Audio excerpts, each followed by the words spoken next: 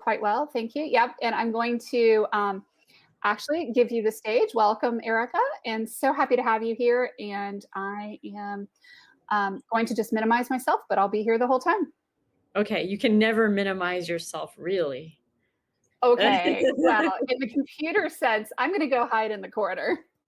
Go hide in no, nobody puts baby in the corner. Very true. Well, I'm really happy to get to be on your stage today, Haley.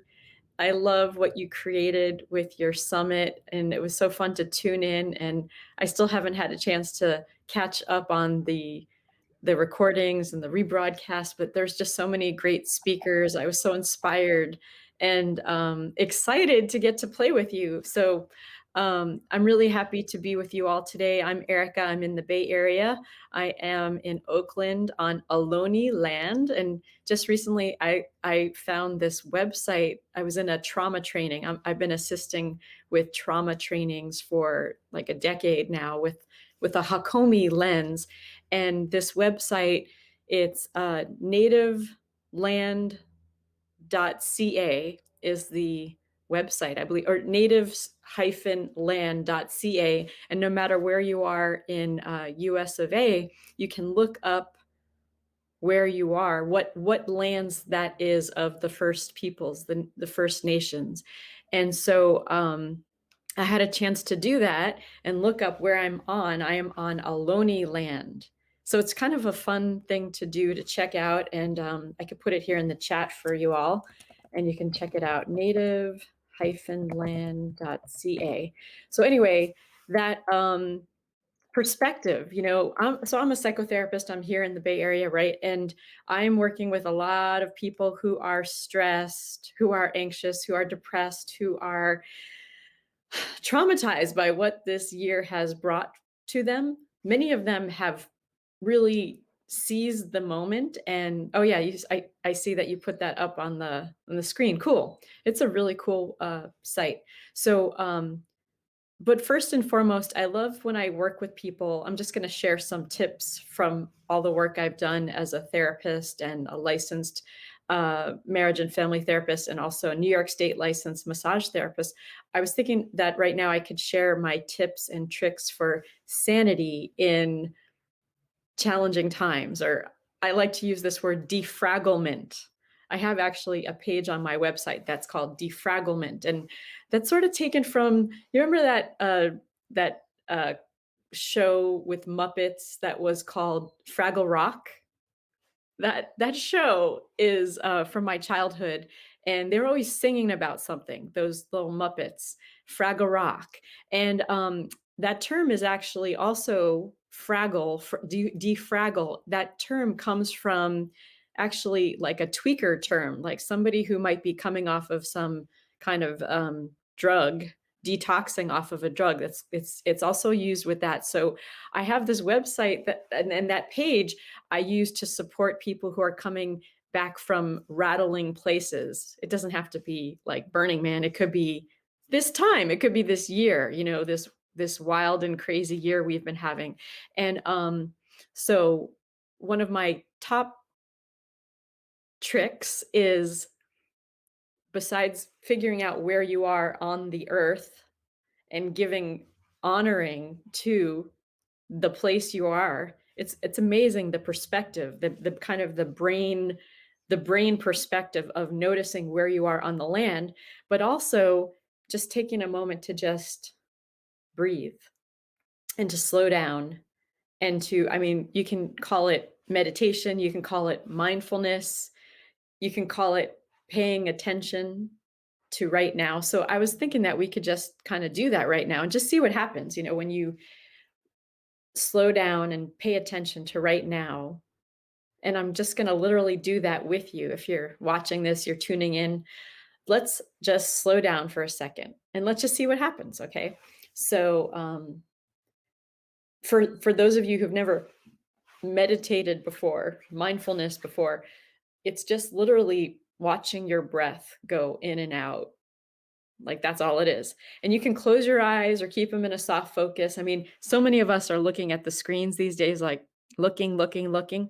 So I would love to guide you to just bring your eyeballs back into your head. And if you feel comfortable, close your eyes or soft focus and just literally allow your eyes to fall back into the sockets. And let's just breathe for like a minute or two. And we're always breathing, but just like with the focus of breathing. So let's try that together. And I'm going to just, the sound of my voice might be supportive to you right now. So that inhale and watching the inhale and that exhale, watching your exhale. And your breath might be, it might take you a longer time or shorter time. I was just swimming earlier today and it takes a little time to get into the rhythm of watching your breath, especially while you're swimming. And so, if you could respond to me, I have no idea if I'll be able to hear from anybody watching this, but you're so welcome to leave comments and I'll find how I can respond. But this idea of watching your breath and letting things expand as you watch your breath. And there may be thoughts, there may be feelings, there may be sensations in your body. Like I was like, am I going to live to get across this pool? You know, just notice all of that. And it's like sending it down the river as you watch your breath. So it's a little bit like, playing the piano with two hands and one hand's doing one thing, one hand's doing the other. So you're breathing and you're focusing on your breathing. And then there's this other things that might be flying through and you're just letting them go down the river. I have lots of metaphors here, you can see. So letting the thoughts, the feelings, the sensations, take note of them and then send them down the river. So that's one of my super tips. Mindfulness, paying attention is so helpful during this time. You must be present to win. So let yourself play with mindfulness and it's really helpful. Okay. The other thing I like to suggest during these very unique and profound, challenging times is to make sure you're moving your body in whatever way you can. The best exercise is the one you do, whatever that is. So I have gotten a chance to get back into swimming nearby me. A pool has opened up, but I also love to do other things like yoga and Pilates, and I play ultimate frisbee, and I am involved with a triathlon team. And that's just me. That's my energy. I love to do that. My body craves that. But for you, you might just be someone who likes more subtler movement protocols like this Feldenkrais or other movements that are not that big because physically you can't do that big of a thing. That's okay. You can do exercise in your mind and allowing yourself to actually imagine those movements. That is a kind of workout for yourself. This guy Moishe Feldenkrais, who created this Feldenkrais technique, been to many of these kinds of classes. Literally, that imagining yourself moving your body is just as good, if not better, than actually doing the movement. But what does movement do? What does movement do? Okay, so in this time, we need to move our body for allowing all of ourselves to get going. Also, movement is really good for opening up possibilities, like switching things up. Like if you're kind of stuck in a rut, which many people feel like that, getting out for a walk just in your neighborhood, or if you have some woods or water nearby to walk by, that can really be beautiful for changing things up, like just like breathing can really change things up. So I wanted to share that with you. Let me check out my other notes. Oh, yes, have a sense of humor. Where's your sense of humor? How can this be kind of something that you can laugh at? Things can get really intense. There's really big, big, big feelings that people have in these times where we're definitely all adjusting. And can there be some humor? Can there be some chuckling? Who here is sheltering in place alone? I am, and it is really I am hilarious by myself. Like, I make myself crack up all the time, and I crack up with my clients. I crack up with my when I teach my classes, and, I think of this time as a really amazing, profound way to work your material, as if we all could become future stand-up comics, or as if we all could become, um, speakers on different kinds of stages, like, this is such an unusual stage we have, and it's only gonna keep expanding all these different kinds of ways we can share ourselves with the world. So, have that sense of humor. Your story is all unique to you, and it's actually, it could bring a sense of humor to others. So definitely find people to connect with. What's your way of connecting? That's another amazing tip, is like, what is your right amount of connecting? If you have more introverted energy, what is the way that you best like to connect with others? And notice what your boundaries are. Notice what is too much connecting. Like, for me, I have really gotten into watching the Jimmies. Like Lady Gaga said, is like she got the Jimmies for some big event she was doing, right? So I think I have a little too much of the Jimmies in my life. So I've been cutting myself back from watching them, because you could just like watch and watch and watch and watch. But then if you pull it back, oh, I have freed myself up to get ready for my talk here today with you guys. So boundaries, that's another amazing super tip. How do you practice your boundaries? Like, where do you need to cut yourself off from certain things that are not really serving you, like too much TV or too much drinking or too much, whatever your vice is, Um, because when you free yourself up from that thing that's sort of like this tune out, all this energy gets freed up to create. So I've been teaching this, Crouching Tiger, Hidden Artist, which is my fun title for, going through the artist's way, which is such a beautiful resource. If you haven't seen this book, definitely it's time to get it. It's a over 25-year-old book. I had a chance to take the class with the author Julia Cameron back in New York when I lived there, and one of her super tips is to journal and to put all your worries, your cares, vent onto the piece of paper, onto the journal. And she suggests writing 3 pages every morning. Now, sometimes your morning pages become nighttime pages because just stuff's going on.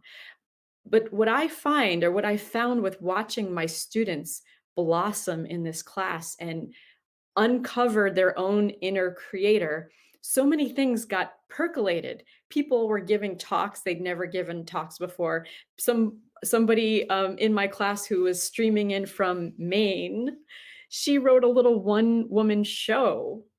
It was amazing to see what she created. So, you know, you might not think of yourself as a blossoming artist, but it's a great experiment to play with it and to see what you're jonesing on, to see what actually excites you, to take yourself on artist dates. That's actually a homework assignment in from the Artist Way, and I encouraged and had my students taking that on, like, what is your artist date? What delights you? So finding those delights, finding what makes you curious, that really helps open up possibility where there wasn't possibility. I like to think of it as, if you're stuck on the New York City subway when there was rush hour before the pandemic, and like having a little thigh separator, like, because you're getting smashed up on the I hope you're laughing if watching this. If you're smashed up against somebody at rush hour in New York before the pandemic, it's a visual, and then suddenly you get in this little thigh separator to separate yourself. So that's what this does, is doing morning pages, going for artist dates, for looking for synchronicities. Now, what the heck is a synchronicity? Okay, so if any of you know the Artist Way book, there are birds on the Artist Way book. I don't think I have it right here nearby. Oh, yes, I do. I have if I take a little walk over to the other side of my room, I could show you the Artist Way books. All the Julia Cameron books have birds on their books. And look what happens to be on my wall behind me. That's a that's you see those birds, and that's a Slovakian bird over there. Yeah. So anyway, that synchronicity, it's kind of like the universe is saying, here you go. Yes, you should do this thing. Or yes, please go do that thing. So looking for synchronicities is a wonderful thing to do. And it's a way to tune in to the frequencies that are happening. When you say yes to your artist self, you are waking up your own creative impulses and urges to be a creator. And then things start happening, like my birds, because the birds were on that Artist Way book. Now, you may think that's a little out there, but notice how things start to line up when you're in the flow, when you're writing, when you're creating, when you're dreaming. That's another thing. What are your dreams?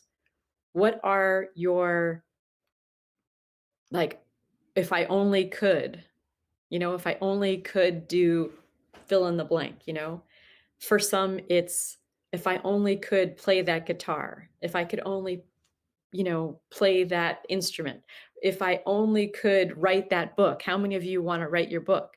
So writing down morning pages helps you kind of get yourself cleared out for all that you are up to as a creator. So I like to think of it like super self help to be in that flow as a writer, as a writer in progress, So those are some of my super tips. I would love to talk to you. If anybody has questions, reach out to me. And this is the spring here in the Bay Area, and we have a very long spring. I mean, since like the end of January, spring is coming. And that leads me to think of another super tip is, are you eating 9 to 13 servings of fruits and vegetables every day? Lots of interesting studies have been done on this very concept of the more servings of plants you get in, the better you feel. You will improve your mood, your energy, your fitness, your sleep from eating that extra apple, broccoli, whatever it is. A serving is about your fist size for fruits and vegetables. And so studies have shown that for every serving you get in, if you usually get 4 servings of fruits and veg in a day, if you get a 5th or a 6th, then you're going to feel a little better.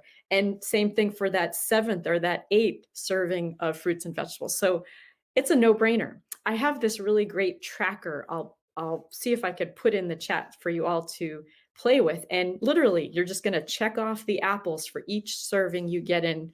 And most people really struggle with getting in 7, 9 to 13. In Canada, supposedly it's double that amount. So what do they know that we don't know that we don't know? So more is better, and you're going to feel better. You're going to have your mood be improved by all that. So I hope I inspire you to go get that apple. There's like over 10,000 identified nutrients in apples. And the game's not over. There's still stuff they're figuring out about that apple and everything else. And I love to help people eat their nutrition and get more in, as opposed to the kind of a sad diet that so many people have. So I'm happy to share more about that with you. And what else do I want to share with you? I just shared so much information, so we can kind of come back to what we were talking about at the very beginning, is breathing. Let's just take a moment to kind of let that all settle. And I see you're back on the screen there. Hi. Hi. Hello. That was fun. Cool. It's fun to talk to myself. I wasn't exactly sure where to look on the screen, like, oh, I'm just talking to myself. Yep. That's part of doing lives, is trying to look at the screen and look at the camera and know where to look at, and put the dot on the screen so that you can look at the right spot on the screen. Some people will put a sticky note. Yeah, it's kind of interesting. So it's